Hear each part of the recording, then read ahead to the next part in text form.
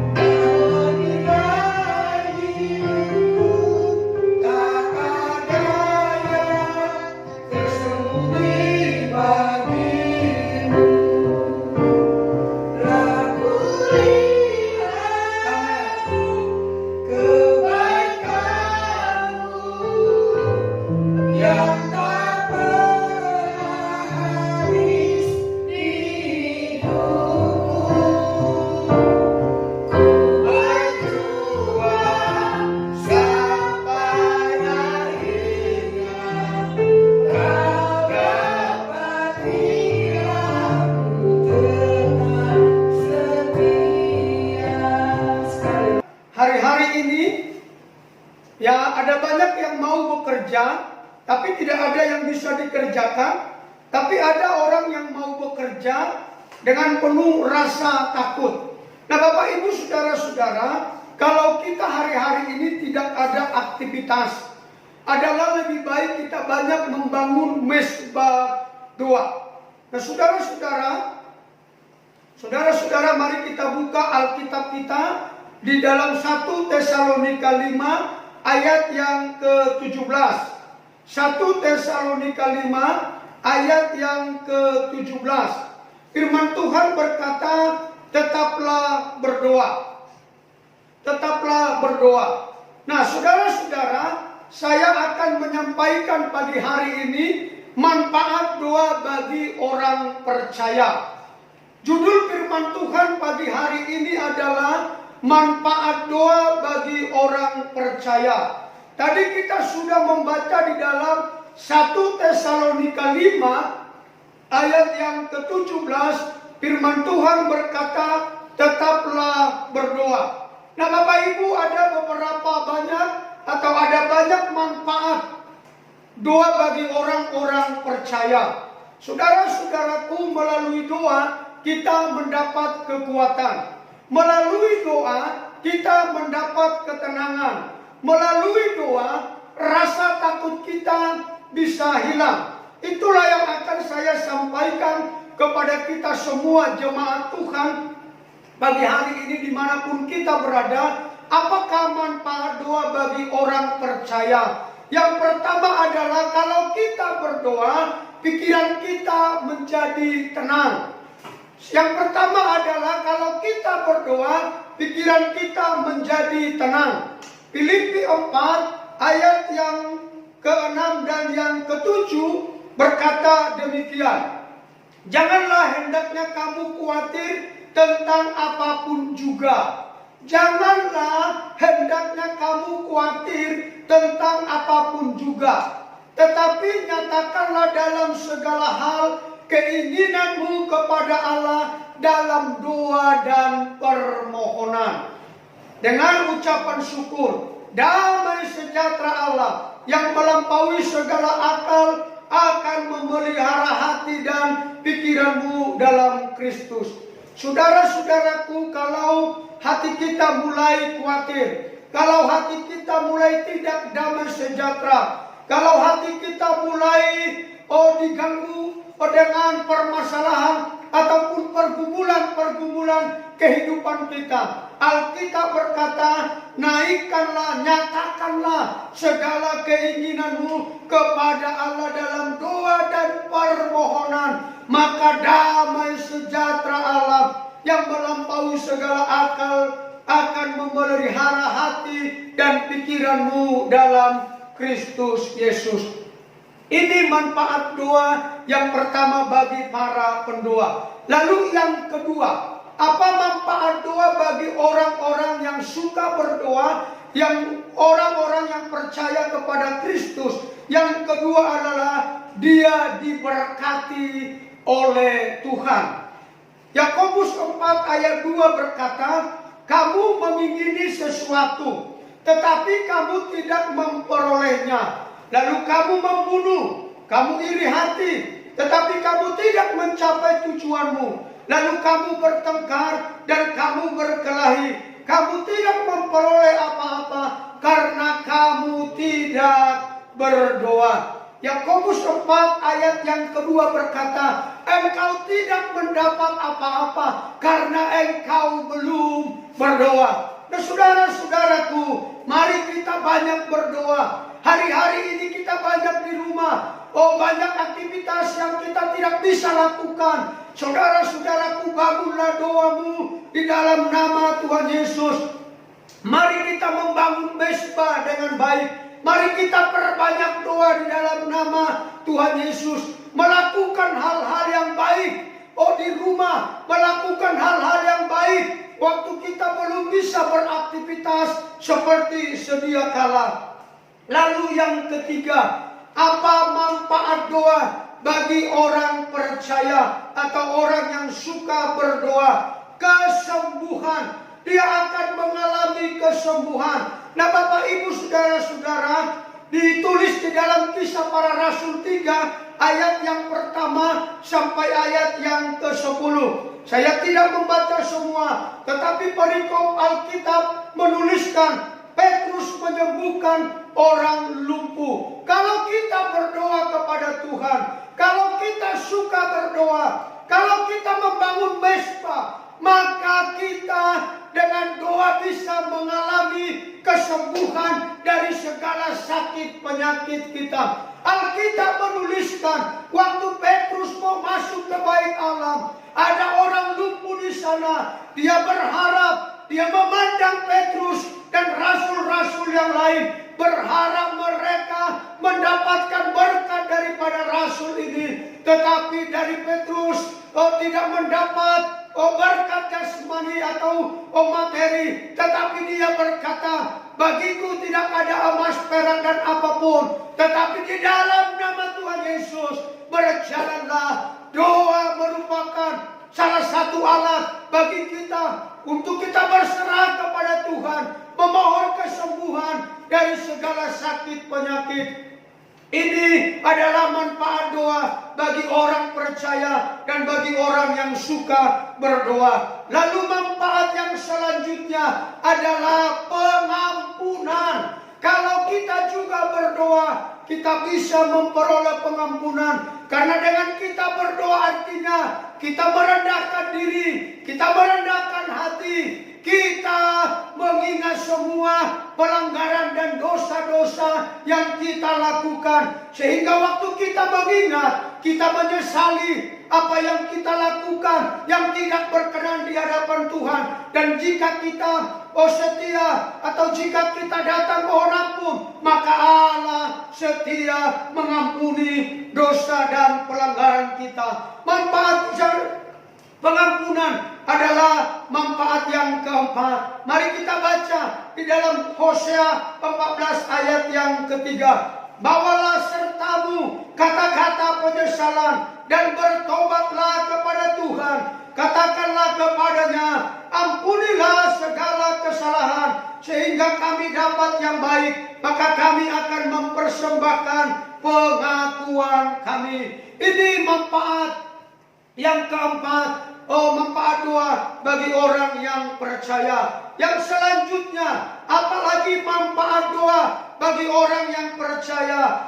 Kita bisa mengetahui kehendak Allah. Saudara-saudaraku, waktu kita berdoa, waktu kita membangun mesbah, waktu kita menjalin hubungan yang baik dengan Tuhan, waktu kita menantikan roh Tuhan dalam doa kita, maka Allah melalui anaknya Tuhan Yesus Kristus, melalui Roh Kudus menyampaikan apa kehendaknya bagi kita semua orang-orang yang percaya kepada Kristus. Alkitab menuliskan di dalam Matius 6 ayat yang ke-10, datanglah kerajaanmu, jadilah kehendakmu di bumi seperti di surga. Manfaat doa bagi orang percaya, kita bisa mengetahui kehendak Bapa. Nah saudara-saudaraku, masih ada beberapa manfaat lagi. Manfaat yang selanjutnya adalah bertumbuh dalam Kristus. Bertumbuh dalam Kristus. Alkitab menulis di dalam Yohanes 15 ayat yang kelima, akulah pokok anggur dan kamulah ranting-rantingnya. Barang siapa tinggal di dalam aku dan aku di dalam dia, ia berbuah banyak. Sebab di luar aku kamu tidak dapat berbuat apa-apa. Saudara-saudaraku, waktu kita berdoa, itu adalah cara kita hidup di dalam Tuhan. Waktu kita berdoa, itu artinya kita menempel kepada Tuhan seperti ranting pohon anggur.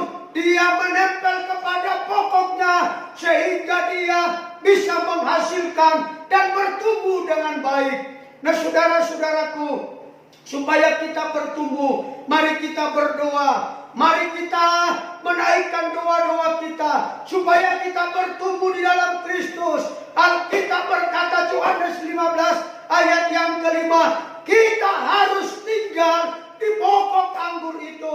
Kita harus tinggal di dalam Kristus supaya kita bisa bertumbuh. Alkitab jelas berkata, di luar Tuhan kita tidak bisa berbuat apa-apa. Nah, saudara-saudaraku, yang selanjutnya, manfaat doa bagi orang percaya adalah di dalam Matius 17 ayat yang ke-21.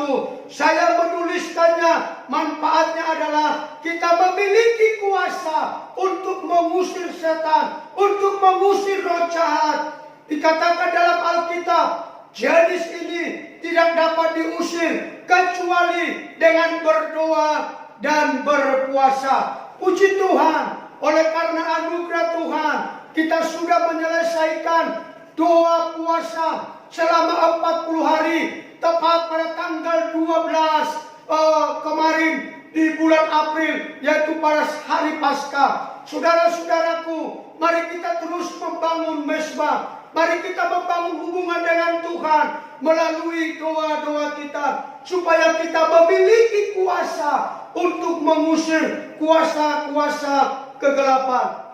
Yang selanjutnya, dan Alkitab berkata di dalam 1 Raja-Raja 18 ayat yang ke-20 sampai 46, saya tidak membaca, tetapi manfaat doa bagi orang percaya adalah mujizat dan tanda heran.